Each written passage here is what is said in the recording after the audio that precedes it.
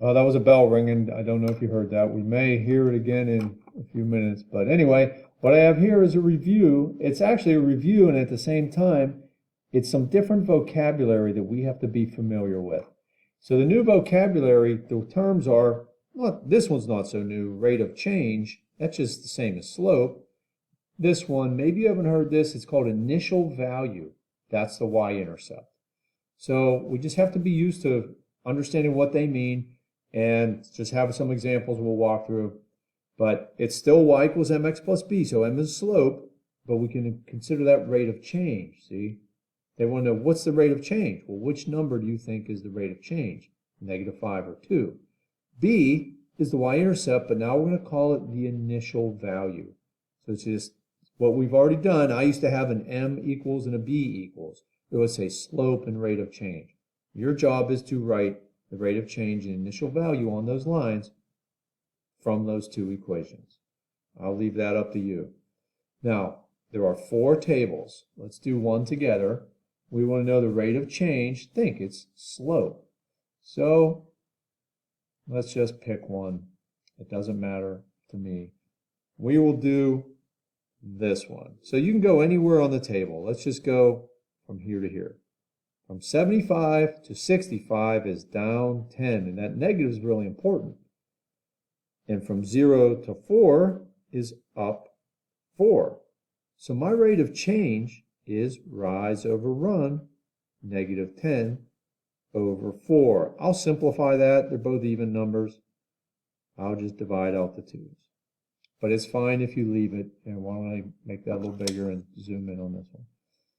Okay, so just basically find slope. Again, we're calling it rate of change. Now, the initial value is the y-intercept. And if you think back, whenever there was 0 as an x number on the graph, we're on the y-axis. So this number here is the initial value. So you're given that in all 4 tables. You can see the 0 for x.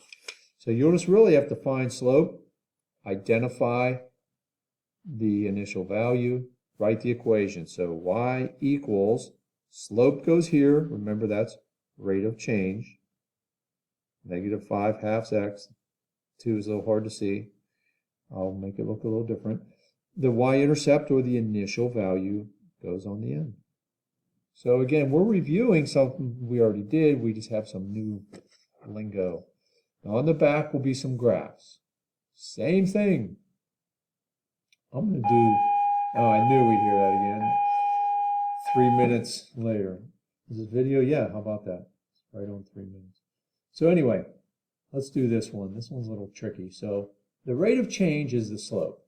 It's a little bit hard to go from these points, count the blocks because they're not on the nice grids. So I'm just going to use these ordered pairs, kind of like the slope formula, y2 minus y1. So that's what I'm going to do. I'm going to subtract these two, and you won't have to do what I'm doing on any of these other ones. You'll be able to just follow the graph, and I'll show you. But 4.5 minus 3.25 is 1.25. I just did y2 minus y1. Now I'm going to do x2 minus x1, and 10 minus 5 is 5. That's really not the best kind of thing to work with there, but that's what we have. All right, so that's actually, if you boil that down, this is really 1/4, but I'll just leave it alone for now. The initial value is the y-intercept, and you can see the y-intercept is 2.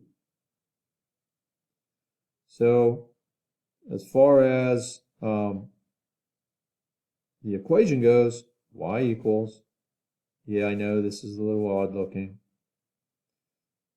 with that kind of slope, but that's what we have. So what I'm going to point out to you is be careful when you go to count the blocks, right? Let's just suppose you pick these two.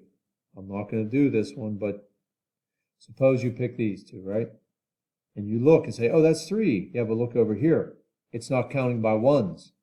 It's counting by 4s. So it's actually not up 3, it's up 12.